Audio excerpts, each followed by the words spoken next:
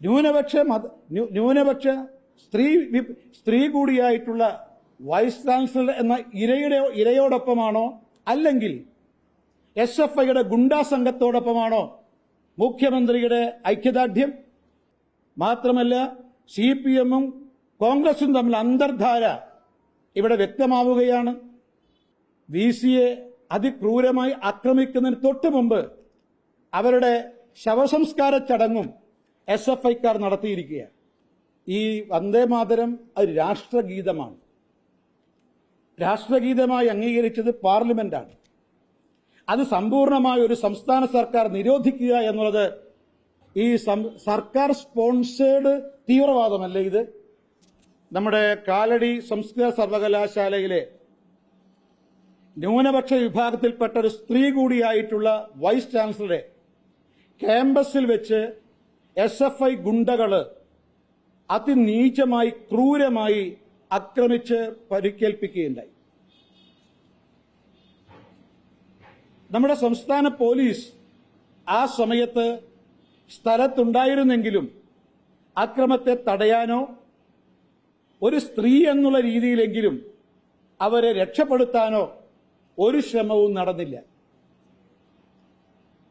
പക്ഷേ ഈ കാര്യം ചാൻസലർ എന്നുള്ള രീതിയിൽ VC ഗവർണറെ കാണുകയും പരാതി ബോധിപ്പിക്കുകയും ചെയ്തതിന്റെ അടിസ്ഥാനത്തിൽ ചാൻസലറായ ഗവർണർ DGPയെ വിളിച്ച് ഇക്കാര്യം ചർച്ച ചെയ്യുകയും അതിനെ തുടർന്നാണ് കേസുമായി ചില നടപടികൾ പോലീസിന്റെ ഭാഗത്തുണ്ടായത്. പക്ഷേ ഒരു കേരളത്തിന്റെ സംസ്കാരത്തെ പോലും നാണിപ്പിക്കുന്ന, ലജ്ജിപ്പിക്കുന്ന, സംസ്കാര സമ്പന്നരായ മലയാളികളെ ലജ്ജിപ്പിക്കുന്ന ഒരു സംഭവം അരങ്ങേറിയിട്ടും ഒരു വൈസ് ചാൻസലർ, ന്യൂനപക്ഷ വിഭാഗത്തിൽപ്പെട്ട ഒരു സ്ത്രീ അവരെ പട്ടാപ്പകൽ ക്യാമ്പസിൽ വെച്ച് അതിക്രൂരമായി പരിക്കേൽപ്പിച്ചു. അതിനെതിരായിട്ട് പോലീസ് നടപടിയെടുത്തില്ല. പോലീസ് കാണികളായി നോക്കി നിന്നു. ഒരു പ്രതിഷേധവും രേഖപ്പെടുത്താത്ത മുഖ്യമന്ത്രി ഗവർണർ DGPയെ വിളിച്ച് നടപടിയെടുക്കണം എന്നാവശ്യപ്പെട്ടതിനെ അതിശക്തമായി പ്രതിഷേധിച്ചു. ഇവിടെ മുഖ്യമന്ത്രിയുടെ ഐക്യദാർഢ്യം ആരോടാണ്? ന്യൂനപക്ഷ സ്ത്രീ കൂടിയായിട്ടുള്ള വൈസ് ചാൻസലർ എന്ന ഇരയോടൊപ്പമാണോ, അല്ലെങ്കിൽ SFIയുടെ ഗുണ്ടാ സംഘത്തോടൊപ്പമാണോ മുഖ്യമന്ത്രിയുടെ ഐക്യദാർഢ്യം? ഇവിടെ സ്ത്രീയോടൊപ്പമല്ല, ന്യൂനപക്ഷ വിഭാഗത്തിൽപ്പെട്ട സ്ത്രീയോടൊപ്പമല്ല, ഇരയോടൊപ്പമല്ല, അവിടെ അക്രമം നടത്തിയിട്ടുള്ള SFIയോടൊപ്പമാണ്. DGPയെ വിളിച്ചു വരുത്തിയതിൽ എന്താ തെറ്റ്? പോലീസിന്റെ ഭാഗത്തുനിന്ന് വലിയ വീഴ്ചയല്ലേ സംഭവിച്ചത്? അതിനെക്കുറിച്ച് സംസാരിക്കാത്ത മുഖ്യമന്ത്രി ഗവർണറുടെ നടപടിയിൽ ശക്തമായ പ്രതിഷേധം രേഖപ്പെടുത്തി. മാത്രമല്ല, ഇന്നലെ മുഖ്യമന്ത്രിയുടെ പ്രതിഷേധം പ്രകടിപ്പിച്ച തൊട്ടു പിന്നാലെ CPM-ന്റെ സംസ്ഥാന സെക്രട്ടറി മുഖ്യമന്ത്രിയുടെ പ്രസ്താവനയിൽ എന്താണോ സൂചിപ്പിച്ചത് അത് തന്നെ അദ്ദേഹം ആവർത്തിച്ചു. അപ്പൊ ഇക്കാര്യത്തിൽ CPM-ഉം കോൺഗ്രസും രണ്ടല്ല ഒന്നാണ് എന്നിങ്ങളുടെ അഭിപ്രായം ഇവിടെ ശരിവെക്കുകയാണ്. മാത്രമല്ല, CPM-ഉം കോൺഗ്രസും തമ്മിൽ അന്തർധാര ഇവിടെ വ്യക്തമാവുകയാണ്. പക്ഷെ ഇത് കേരളീയർക്ക് അപമാനകരമാണ്. ഈ SFIയുടെ അക്രമം, അതിനെ ന്യായീകരിക്കുന്ന കോൺഗ്രസിന്റെയും CPM-ന്റെയും നിലപാട് എന്ന് ഭാരതീയ ജനതാ പാർട്ടി പറയാൻ ആഗ്രഹിക്കുകയാണ്. മാത്രമല്ല, ഈ VCയെ അതിക്രൂരമായി ആക്രമിക്കുന്നതിന് തൊട്ടു മുമ്പ് അവരുടെ ശവസംസ്കാര ചടങ്ങും SFIക്കാർ നടത്തിയിരിക്കുകയാണ്. ഈ സംസ്കാര ശൂന്യമായ പ്രവർത്തനം നടത്തിയിട്ടുള്ള, സമാനതയില്ലാത്ത ക്രൂരത കാണിച്ച SFIക്കെതിരായിട്ട്, ഈ ഗുണ്ടാ വിഭാഗത്തിനെതിരായിട്ട് എന്തുകൊണ്ടാ മറ്റാരും പ്രതികരിക്കാതിരിക്കുന്നത്? ഇതിന് കേരളത്തിൽ വാർത്തയേ ആയിട്ടില്ല. അപ്പൊ ഇത്തരം സംസ്കാരശൂന്യമായിട്ടുള്ള പ്രവർത്തനത്തെ, SFI നടത്തുന്ന ഗുണ്ടാ പ്രവർത്തനത്തെ ഭാരതീയ ജനതാ പാർട്ടി ശക്തമായി ഇത് കേവലം ഒരു വൈസ് ചാൻസലർ വിഷയം മാത്രമല്ല, കേവലം ഒരു സ്ത്രീയായിട്ടുള്ള ന്യൂനപക്ഷ വിഭാഗത്തിൽപ്പെട്ട വൈസ് ചാൻസലർ VC-ക്കെതിരായിട്ടുള്ള അക്രമം മാത്രമല്ല, ഇത് മുഴുവൻ കേരളത്തിലെ വനിതാ സമൂഹത്തിനെതിരായിട്ടുള്ള അക്രമമായിട്ട് ഇതിനെ കാണണം.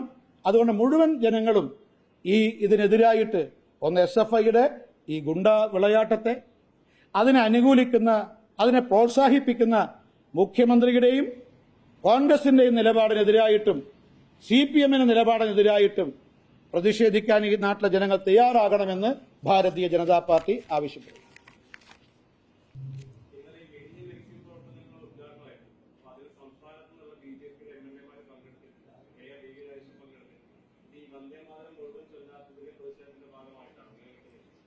അല്ല, ഇത് മാധ്യമങ്ങളിൽ രണ്ട് വാർത്തകൾ വന്നിട്ടുണ്ട്. ഒന്ന്, താങ്കൾ ചോദിച്ചതുപോലെ തന്നെ വിഴിഞ്ഞം ഹാർബറുമായി ബന്ധപ്പെട്ട പരിപാടിയിൽ നിന്ന് മന്ത്രി വിട്ടുനിന്നു, BJP MLA-മാർ വിട്ടുനിന്നു, മേയർ വിട്ടുനിന്നു. ഇതാണ് ഒരു വാർത്ത. അതിനെ തുടർന്ന് മറ്റൊരു വാർത്ത വന്നിരിക്കുന്നത് രാഷ്ട്രഗീതമായ വന്ദേമാതരം അത് പൂർണ്ണമായിട്ട് സമ്പൂർണമായ നിരോധനം ഏർപ്പെടുത്തിയ സംസ്ഥാന സർക്കാരിനോടുള്ള കേന്ദ്ര സർക്കാരിന്റെയും BJP-യുടെയും പ്രതിഷേധത്തിന്റെ ഭാഗമായിട്ടാണ് ഇവർ പങ്കെടുക്കാത്തത് എന്നുള്ളതാണ്. പങ്കെടുത്തിട്ടില്ല എന്നുള്ളത് ശരിയാണ്. മാത്രമല്ല, ഈ വന്ദേമാതരം ഒരു രാഷ്ട്രഗീതമാണ്. രാഷ്ട്രഗീതമായി അംഗീകരിച്ചത് പാർലമെന്റാണ്. അത് സമ്പൂർണമായ ഒരു സംസ്ഥാന സർക്കാർ നിരോധിക്കുക എന്നുള്ളത് ഭരണഘടനയെ ചോദ്യം ചെയ്യുകയാണ്, വെല്ലുവിളിക്കുകയാണ്. ഇന്ത്യൻ പാർലമെന്റിനെ വെല്ലുവിളിക്കുകയാണ്. ഒരു സംസ്ഥാന സർക്കാർ ചരിത്രത്തിലില്ലാത്ത രീതിയിൽ ഒരു സംസ്ഥാന സർക്കാർ ഭരണഘടനയെ വെല്ലുവിളിക്കുന്നു, പാർലമെന്റിനെ വെല്ലുവിളിക്കുന്നു, ഭരണഘടനയെ വെല്ലുവിളിക്കുന്നു. അക്കാര്യത്തിൽ BJP-ക്ക് ശക്തമായ പ്രതിഷേധമുണ്ട്, അത് പ്രകടിപ്പിച്ചിട്ടുണ്ട്. മാത്രമല്ല, ഇക്കാര്യത്തിൽ ഭരണഘടനയെ വെല്ലുവിളിക്കുന്ന, പാർലമെന്റിനെ വെല്ലുവിളിക്കുന്ന സംസ്ഥാന സർക്കാരുകളെക്കുറിച്ച് സ്വാഭാവികമായി ഞങ്ങൾ കരുതുന്നത് കേന്ദ്ര സർക്കാരിന് അക്കാര്യത്തിൽ അഭിപ്രായം ഉണ്ടാവും, അവരതിനെക്കുറിച്ച് വിശകലനം ചെയ്യുന്നുണ്ടാവും. ഇതിന് ഭാഗം ശരിയാണ്.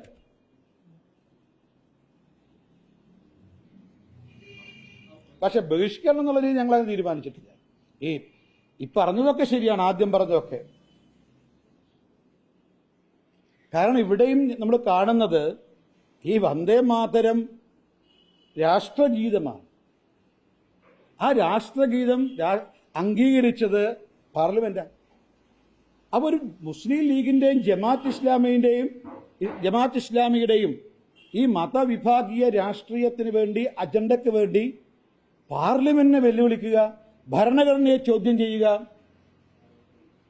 എന്നുള്ളത് അത് എത്രമാത്രം അപകടകരമാണത്.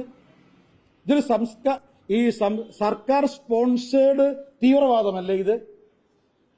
മതവിഭാഗീയത സമൂഹത്തിൽ സൃഷ്ടിക്കാൻ സർക്കാർ തന്നെ നേതൃത്വം കൊടുക്കുകയല്ലേ?